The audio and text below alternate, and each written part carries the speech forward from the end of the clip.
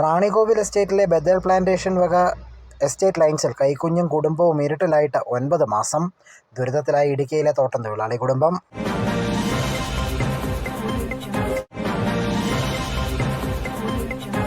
ആറുമാസം പ്രായമുള്ള കുഞ്ഞടക്കമുള്ള കുടുംബം യാതൊരുവിധ വൈദ്യുതിയുമില്ലാതെ ഇരുട്ടിൽ കഴിയാൻ തുടങ്ങിയിട്ട് 9 മാസങ്ങൾ പിന്നിടുന്നു. ഇടുക്കി റാണികോവിൽ എസ്റ്റേറ്റിലെ തൊഴിലാളി ലയത്തിലാണ് ഈ ദുരവസ്ഥ. തോട്ടമുടമ കൃത്യസമയത്ത് അപേക്ഷ നൽകാത്തത് കാരണം വൈദ്യുതി കണക്ഷൻ പുനഃസ്ഥാപിക്കാൻ കഴിയാത്തതാണ് ഈ കുടുംബത്തിൻ്റെ ദുരവസ്ഥയ്ക്ക് കാരണം.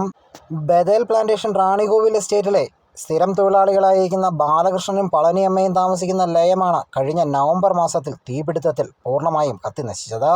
തുടർന്ന് ഇവരെ മറ്റൊരു മുറിയിലേക്ക് മാറ്റി താമസിപ്പിക്കുകയായിരുന്നു.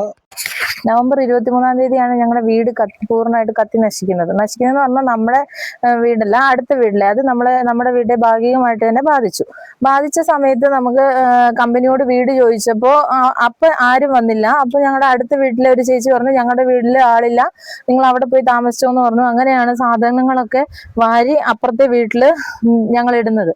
ഇട്ട് കഴിഞ്ഞപ്പോഴത്തേക്കും കമ്പനിയോട് ചോദിച്ചു 1 മാസമൊക്കെ 2 മാസമൊക്കെ ആയപ്പോഴത്തേക്കും ഞങ്ങൾക്കൊരു വീട് കിട്ടി. ഈ വീട്ടിലേക്ക് വരുമ്പോഴാണെങ്കിൽ ഇതൊരു വാസയോഗ്യമല്ലാത്ത വീടായിരുന്നു. മീൻസ് ഇതിനകത്ത് സെപ്റ്റി ടാങ്ക് ഇല്ലായിരുന്നു, ക്ലോസറ്റ് ഇല്ലായിരുന്നു. അങ്ങനെ നമ്മൾക്ക് എന്താണോ ആവശ്യം, അത്യാവശ്യത്തിനുള്ള കാര്യങ്ങൾ പോലും ഇതിൽ നടന്നു പോകാത്തൊരു സിറ്റുവേഷനിലാണ് നമുക്ക് വീട് കിട്ടിയത്.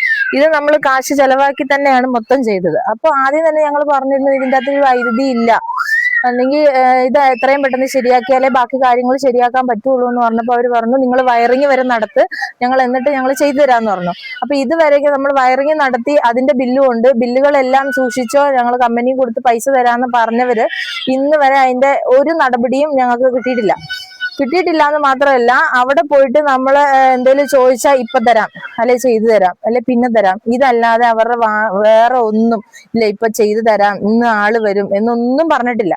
ഇതേ ഞങ്ങൾ KSEBിയിൽ പോയി ചോദിച്ചപ്പോൾ കമ്പനിയുടെ പേരിലാണ് നമുക്ക് കറണ്ട് തരേണ്ടത്. കമ്പനിയുടെ പേരിൽ കറണ്ട് തരുമ്പോഴത്തേക്കും കമ്പനി ഒരു നോട്ടീസ് കൊടുക്കണം KSEBിക്ക്, ഞങ്ങൾ അടച്ചു കഴിഞ്ഞു, അല്ലെങ്കിൽ ആ ഒരു പേപ്പർ കിട്ടിയിട്ടുണ്ടെങ്കിൽ ഞങ്ങൾക്ക് നേരെ KSEB പോയി ഇത് കൊടുത്തിട്ട് കമ്പനിയുടെ പേരിൽ കറണ്ട് എടുക്കാം. ഇതേ ഞങ്ങളുടെ പേരിൽ കറണ്ട് എടുത്താൽ ഞങ്ങൾക്ക് വീടോ സ്ഥലമോ വസ്തുവോ ഒന്നുമില്ല. അപ്പൊ ഞങ്ങളുടെ പേരിൽ കറണ്ട് എടുത്താൽ നാളെ ഞങ്ങൾ മേടിക്കുമ്പോൾ അതിന് കറണ്ട് കിട്ടാതെയും വരും. ഇതൊക്കെയാണ് നമ്മുടെ ഇപ്പോഴത്തെ സിറ്റുവേഷൻ. പിന്നെ 6 മാസമായി ഞാൻ ഈ വീട്ടിൽ വന്നിട്ട്. ഈ കൊച്ചിനെ ഞാൻ പ്രഗ്നന്റ് ആയപ്പോൾ ഈ വീട്ടിൽ വന്നതാ.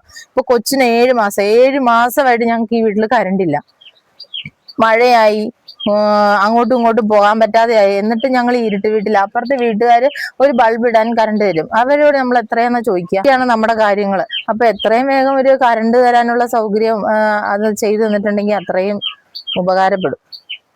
ഈ കുടുംബം തന്നെ പണം ചെലവഴിച്ചാണ് വീട് വാസയോഗ്യമാക്കിയത്. എന്നാൽ ഇവിടെ മുൻപ് താമസിച്ചിരുന്ന ആൾക്കാർ വൈദ്യുതി ബിൽ അടയ്ക്കാതെ വന്നതിനെ തുടർന്ന് കണക്ഷൻ വിച്ഛേദിച്ചിരിക്കുകയാണ്. കണക്ഷൻ പുനഃസ്ഥാപിച്ച് നൽകണമെന്ന അഭ്യർത്ഥനയുമായി കാത്തിരിക്കുകയാണ് ഈ കുടുംബം. News bureau, Peermade live.